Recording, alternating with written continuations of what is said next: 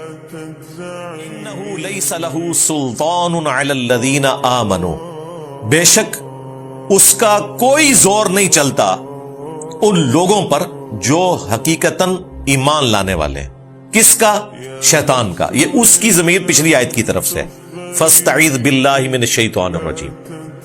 اللہ تعالیٰ فرما رہا ہے کہ جو لوگ اپنے رب پر صحیح ایمان لانے والے ہیں ان پر شیطان کا زور نہیں چلتا۔ وعلی ربہم یتوکلون، اور وہ لوگ جو اپنے رب پر توکل کرتے ہیں ان پہ شیطان زور نہیں چلا سکتا۔ یعنی مصیبت اور پریشانی میں ہی پتہ چلتا ہے نا کہ آپ نے اینڈ رزلٹ کیا نکالا ہے۔ اس موقع پہ آپ اللہ کی طرف متوجہ ہوئے ہیں یا آپ بھی وہی ٹوٹکے آزمانا شروع ہو گئے ہیں جو اللہ کے مخالفین کا طریقہ ہے، جو شیطان کے ہتھے چڑھے میں۔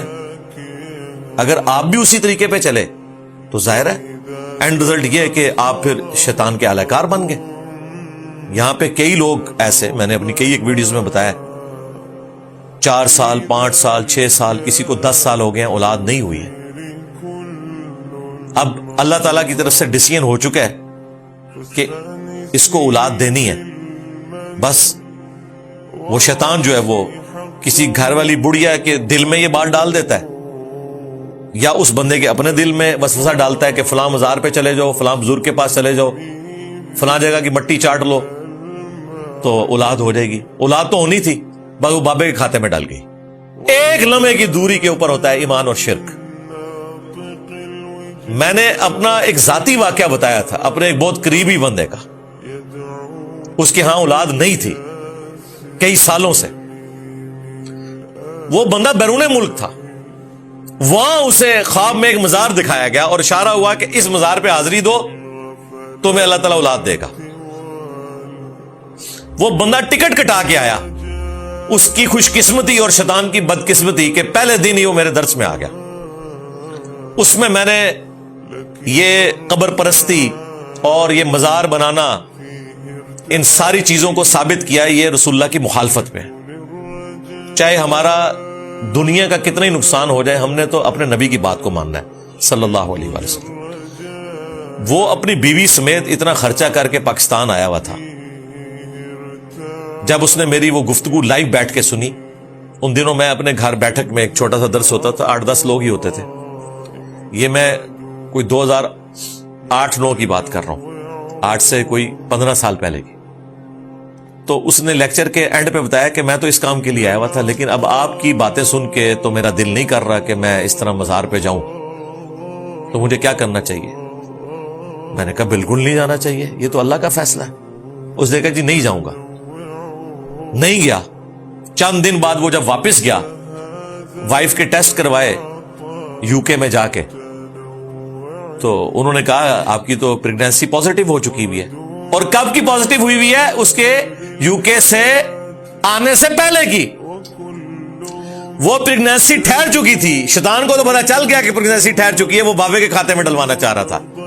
یہ تو نا امید تھے کہ پتہ نہیں، کیونکہ ابھی وہ طبیعت نہیں بگڑتی 2-3 ہفتوں تک، بعد میں پتا چلتا ہے، سٹارٹ میں تو نہیں اندازہ ہوتا۔ یعنی وہ جو اس نے خواب دیکھا تھا پریگنینسی ٹھہرنے کے بعد دیکھا تھا، لیکن اس کو نہیں پتا تھا وہ خام خواہ بابے کے کھاتے میں ڈالنی تھی۔ اب ماشاءاللہ بچہ اس کا جوان ہو چکا ہے۔ تو یہ دیکھیں، وہ ایک لمحے کی دوری پر توحید اور شرک کا معاملہ تھا۔ یہ جو لوگ کہتے ہیں نہیں ہمارا اپنا تجربہ، بالکل ہے تھوڑا تجربہ، ٹنڈولکر دا تھوڑے تو زیادہ ہے تجربہ۔ تھوڑے سارے بزرگوں کے ماننے والے مل کے اتنے سکور نہیں بنا سکتے جو ٹنڈولکر نے بنائے ہیں۔ وہ بھی کہتا ہے میں جب مندر میں جاتا ہوں، میں اس کلر کا جب رومال اپنے پاس رکھتا ہوں تو سینچری مار کے نکلا ہوں۔ بالکل، جاؤ ہندو ہو جاؤ۔ بلکہ اس سے بھی بہتر بتاتا ہوں، یوراج سنگھ نے 1 اوور پہلے یوں دھمکی لگائی تھی انگلینڈ کے فاسٹ بالر کو، اور اگلے اوور میں 6 چھکے مارے تھے۔ یہ کرکٹ کی ہسٹری میں نہیں ہوا کہ فاسٹ بالر کو 6 چھکے پڑے ہوں۔ گیری سوبر نے مارے تھے سپنر کو، اس کے بعد پولارڈ نے بھی مارے سپنر کو، فاسٹ بالر کو 6 چھکے، اور کہہ کے جاؤ سکھ مر جاؤ سارے۔ سب تو بڑا بزرگ جے سکھ پھر یوراج سنگھ، کینسر کا مریض، اب تو خیر سروائیو کر گیا۔ تو میرے بھائی اس طریقے سے عقیدے ثابت ہوتے ہیں۔ چند واقعات ہیں، ان کا اس کے ساتھ کوئی تعلق نہیں کہ کسی کا عقیدہ جسٹیفائی ہو جائے گا۔ یہاں پہ جناب تعویذ بھی لٹکائے ہوتے ہیں، پھر بھی 0 تے آؤٹ ہوتے ہیں۔ ایک کرکٹ بچی سی امریکہ کو جیت سکتے سو بھی ہار کے، سلام ہے جناب, امریکہ نے ثابت کیا ہے سپر پاور ہے, ٹھیک ہے, خیر منا لو. یہ میں بتا رہا ہوں, اگر امریکہ نے ہاتھ ڈالا نا کرکٹ کو, پھر وہ پروفیشنلی آگے بڑھیں گے, وہ میڈلز لے رہے ہیں نا. جس طرح چائنا اور امریکہ جس کام میں بھی ہاتھ ڈالتے ہیں نا, وہ بس پہلی 3 پوزیشنوں کے لیے ضرور کوالیفائی کر جاتے ہیں. یہ میں تفنن کے طور پہ بات کر رہا ہوں, ریئلٹی بھی ہے. تو اس طریقے سے نہیں ہوتا. شیطان انہی لوگوں پہ زور چلاتا ہے جو واقعی تیار بیٹھے ہوئے, اور یہی بات اگلی آیت میں آ رہی ہے. انما سلطانہ علی الذین یتولونہ, شیطان کا زور تو نہیں چلتا مگر صرف انہی لوگوں پر جو اس سے دوستی گانٹھ لیتے ہیں. خود تیار بیٹھے ہوئے ہیں شیطان کے ہتھے چڑھنے کے لیے. تو سرکار وہ تو تیار ہے جفی مارنے کے لیے. جب کوئی خود تیار ہے کہ فلانے بابے نے یہ کام کر دیا, فلاں نے یہ کر دیا, وہ تو تیار بیٹھے ہوئے ہیں. اس کو تو ایک سمجھ لیں صرف دیا سلائی دکھانے کے لیے بہانا چاہیے, وہ تو آگ لگا دے گا. والذین ہم بہ مشرکون, اور وہ لوگ جو اپنے رب کے ساتھ شرک کرتے ہیں نا, ان کے ساتھ پکی دوستی ہوتی ہے. یہ ساری شرکی ایکٹیویٹیز کرنے والے لوگ آپ دیکھیں گے کتنے توہم پرست ہوتے ہیں. کلرز تک بھی چوز کرتے ہیں کہ جی یہ میرے لیے بیڈ لک ہو جائے گا. پتھروں کے اندر انہوں نے اپنی مستقبل کو تلاش کیا ہوتا ہے کہ مجھے یہ پتھر موافق ہے, یہ نہیں ہے. اندازہ کریں اس ماڈرن دور کے اندر اس طرح کے جاہل لوگ موجود ہیں. اور بخاری مسلم میں حدیث ہے, جو جنت کا یاقوت ہے حجر اسود, اس کو دیکھ کے حضرت عمر کہہ رہے ہیں کہ تو ایک پتھر ہی ہے, نہ کسی کو نفع دے سکتا ہے نہ نقصان دے سکتا ہے. میں صرف اس لیے چوم رہا ہوں کہ اللہ کے نبی نے چوما تھا, ورنہ تو چومنا بھی نہیں چاہیے. حضرت عمر کی تو خواہش تھی اس کو چومنے کی بھی ضرورت نہیں ہے کہ کوئی اس سے عقیدہ نہ بنا لے یہ نفع نقصان کسی کو دے سکتا ہے. سنت پہ عمل کیا, امت کو عقیدہ بتایا کہ پتھروں کے اندر کچھ نہیں رکھا ہوا. اور یہ حجر اسود وہ تھا جو جنت کا یاقوت ہے. جامعہ ترمذی میں حدیث ہے, یہ جنت کا یاقوت ہے, زمین پہ اتارا گیا, اس زمین کا حصہ بھی نہیں ہے. اگر جنت کا یاقوت کوئی نفع نقصان نہیں دے سکتا تو دنیا کے پتھر, مزارات پہ رکھے ہوئے پتھر تو شاہی کوئی نہیں. سیدھی سی بات ہے. یہ سب کچھ فراڈ کے اوپر چل رہا ہے. ویسے جو لوگ خام خواہ اس طرح کی کلابیں ملاتے ہیں نا, ان کے ساتھ وہ ہو بھی جاتا ہے. 13 نمبر ان لکی ہے, جہاز میں 13 نمبر سیٹ نہیں لینی یا رکھنی نہیں, یا بلڈنگ میں 13 نمبر آپ نے نہیں رکھنا. وہ اس طرح کرنے سے بھائی کچھ ہوتا ہے. اور پھر کئی پڑھے لکھے لوگ بھی اتنے توہم پرست ہوتے ہیں. حالانکہ اس طریقے سے اگر آپ رزلٹ نکالیں گے اپنا عقیدہ تو برباد کریں گے. اور سائنٹیفکلی بھی یہ چیزیں کبھی ثابت نہیں ہوتی. سائنس تو تب مانے گی اس چیز کو کہ کوئی 100 دفعہ 13 نمبر رکھے اور 100 کی 100 دفعہ اس کے ساتھ کوئی برا معاملہ ہو جائے, ایک دفعہ بھی اچھائی نہ ہو, پھر ہم مانیں گے کہ ہاں جناب یہ 13 نمبر ان لکی ہے. لیکن ایسا نہیں ہوتا. وہ تو کئی لوگوں کے لیے 12 نمبر بھی ان لکی ہو جاتا ہے, کئی لوگوں کے لیے 11 نمبر ان لکی ہو جاتا ہے. یہ نمبر نہیں ان لکی ہوئے ہوتے ہیں. نمبروں میں کیا رکھا ہوا ہے بھائی؟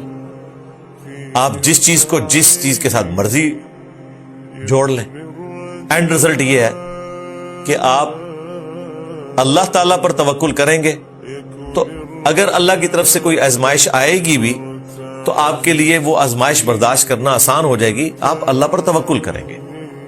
انبیاء کرام تو ان لکی نہیں ہوتے نا, انہیں بھی آزمایا گیا. اہل البیت کو آزمایا گیا, صحابہ کرام کو آزمایا گیا. تو یہ اللہ تعالیٰ کی سنت ہے کہ وہ آزماتا ہے تکلیف کے ذریعے.